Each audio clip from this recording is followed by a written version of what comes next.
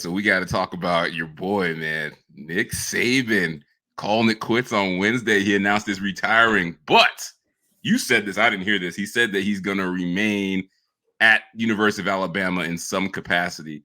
So let's start with this. Is Nick Saban really retired from college football?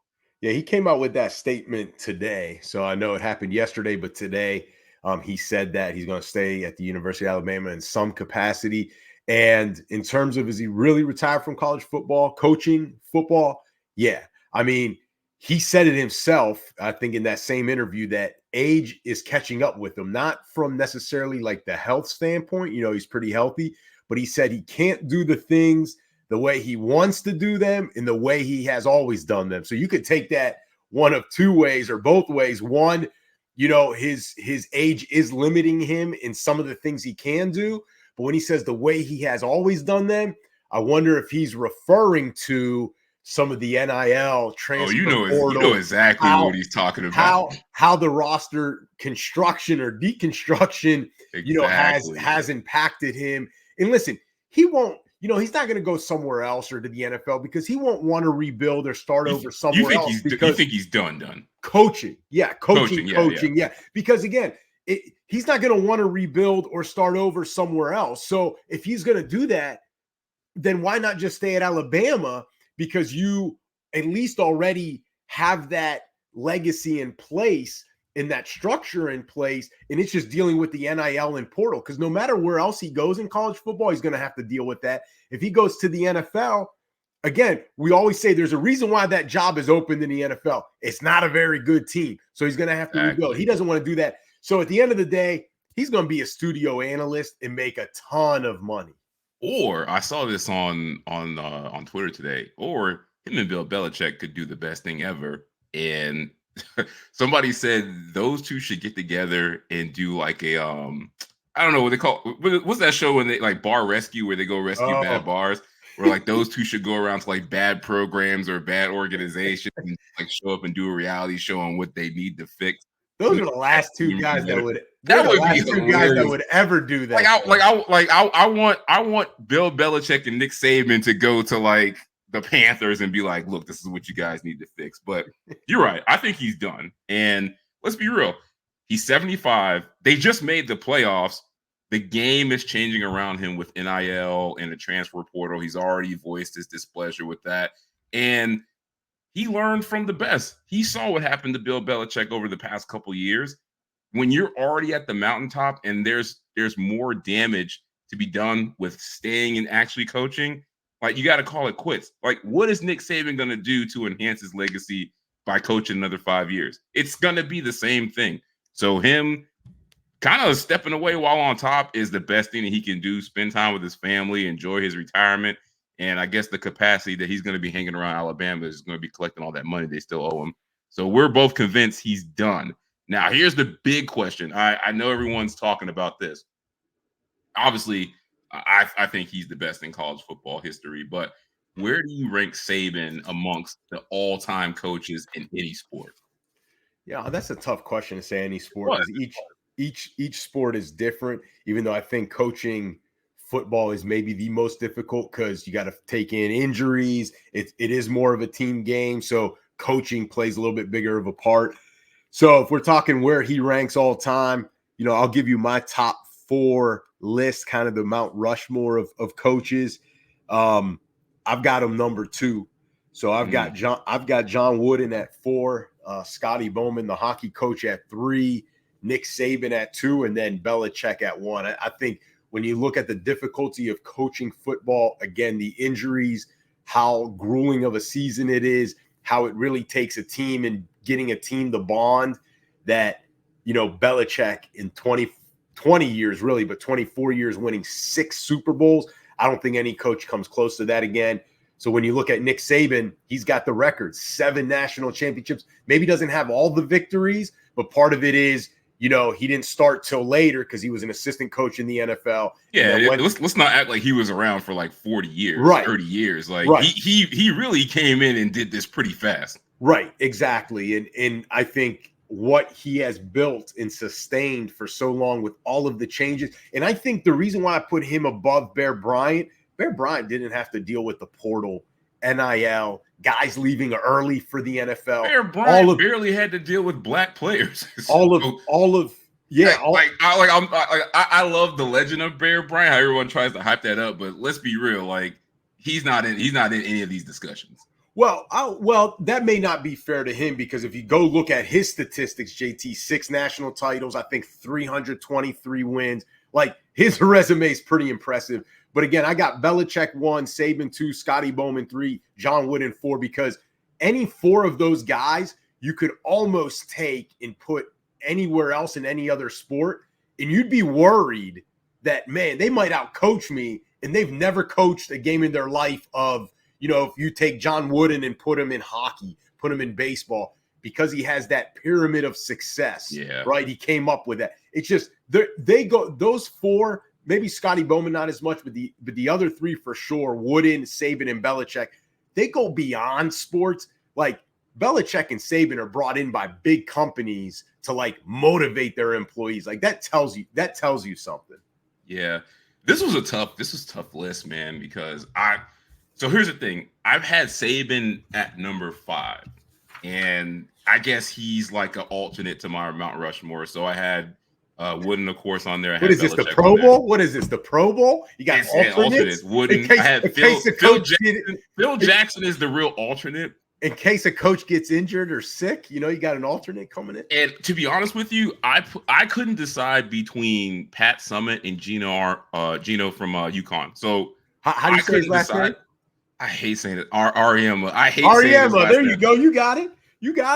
But I really couldn't decide between those two. Like to be honest with you, I would put them ahead of Saban just because of what they've done. I think Pat Summitt, people forget, man. She coaches she coached women's basketball, and I think she kind of just gets forgotten. Like her resume speaks for itself. 8 championships at Tennessee, over 1,000 wins to 208 losses over 38 years. That's like 5 losses a year for 40 years. Like you want to talk about? They needed to call in her prime when she was alive. They need to call Pat Summitt in to motivate people. Like 5 losses a year, and then we know the run with Gino, 11 championships, and I think they had like 10 game win streak at one point at UConn. Like those things are impressive, and I don't want those 2 to be forgotten. So that's why I had Saban at like 5, 6. Because I think those people that I named that are ahead of him in my book, they're just what they have done, I think will never be repeated. So read your 5 again.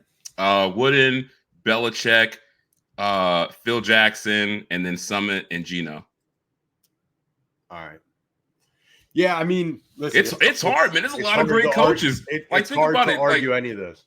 Yeah, think about it. Like Don Shula has the most wins in NFL history. He's not even in the top 8 for me. Like I think this is the difference with Saban. He from now on will be the standard for college football coach. Kirby Smart at the end of the day, Dabo, they're going to get compared to him. So that's why I think. And again, I think you and I agree on this. Having to deal with the NIL and the portal, but what Saban has been able to do, whether he's used it or not, how he's still been able to be relevant, not only relevant, get to a college football playoff, beat Georgia, like that's pretty dang impressive. And he's 72. Like, I will say before we move on to this last question, the best thing or the most impressive thing that I've seen Nick Saban do in his time in Alabama was he somehow learned how to fix himself to have better relationships with his players and his coaches. Because that was the reason he was out at Miami, like couldn't really relate to the players. Yeah. It just wasn't a fit. And then he gets to Alabama. All of a sudden, people just fly from all over the world to have him yell at them for 4 years. So, I mean, I think I was reading a stat. They were like, he is the only coach in college football history that if a player played 4 years for him, they won at least 1 championship. So that's damn near impressive. That's so impressive. I mean, this was the first 3 year span, right? That he didn't win a title at Bama or something like that. Yeah. Now, elephant in the room. We got a lot of elephants in the room tonight. Yeah, You already said that once. Who should be the next coach? Man, I think this is quick, man. You got one answer. Who is it? Listen, Dan Lanning already said he took his name out. Oh, he did? Even though they flew him there last night in the middle of the night. No, that's not true. Because he told the players at Oregon, I'm coaching for you guys. We're playing for wins. Like, see, you hate on Dan Lanning, but man, if he was doing that stuff at the U and winning like he did at Oregon, you would love the guy. He was sitting watching. Look, we're not going on tired about Dan Lanning. Right, Who is the coach? Who's the coach? Don't rip on him. Who's the coach? I think. Man, this I got two names. I got to pick one. Spit them out. Let's go. I'm going to go unconventional here, and I think Coach Connor and I discussed this a little bit last night. Okay, cool. So you got an expert's opinion. I'm going to come with your own. I'm going to go with Brian Daboll.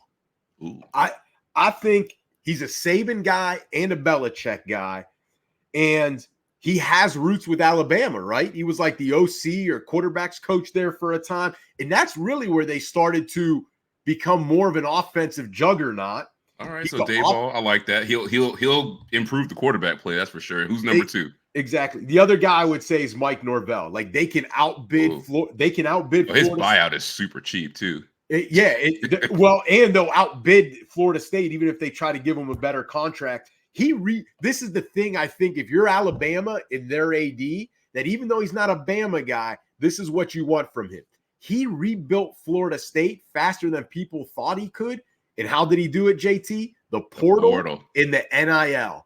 And by doing that, that shows that, hey, this is what Bama was lacking late in Saban's career. Doesn't mean they weren't winning, but this is the only way they can compete now without Saban there. They got to have a guy that knows how to deal with the portal and NIL. And listen, he's only 42. Bama's a destination job. If he can win there, who's going to poach him from Bama? He could be there. He could be there the next 30 years. But if he's smart, unless something changes in college football at this point, like they put a cap on playoff teams. Yeah. Well, or if they put a cap on coaches' salaries, like Bama's going to pay him more than what any NFL owner is going to pay him. And he's going to have less stress. So I think you go Daboll, but then Norvell is that guy that they probably should start really targeting right now. All right, I'll give my answer. Real quick, though, the funny thing is, rumor is Alabama already has their mind made up because Vegas shut down the betting odds, I think, last night for who was going to be the coach. So I don't know who was all those Jets that went to Tuscaloosa, but I think a decision has been made. There's only one answer to this. I want the guy that's been to Alabama before, had success in the coordinator capacity, and has been the thorn in every SEC coach's side that he's not on their team. He knows how to recruit. He knows how to win. He knows how to do NIL. He knows how to do the transfer portal, and he ain't old. He knows how to work in the SEC. It is Lane Kiffin. Go get my boy and watch Bama. Watch Bama be the next Georgia. Stay away from him if you're Bama. Stay away. As long as he don't bring DJ Durkin, I'm good. He is better at those mid-tier programs. He goes to Tennessee, USC. It's too much there. It's too much. It's too much. All right, so man. You got. I like your answers. I'm going with Kiffin, the shock hire. We'll see what happens, but shout out to Nick Saban, man. Great career.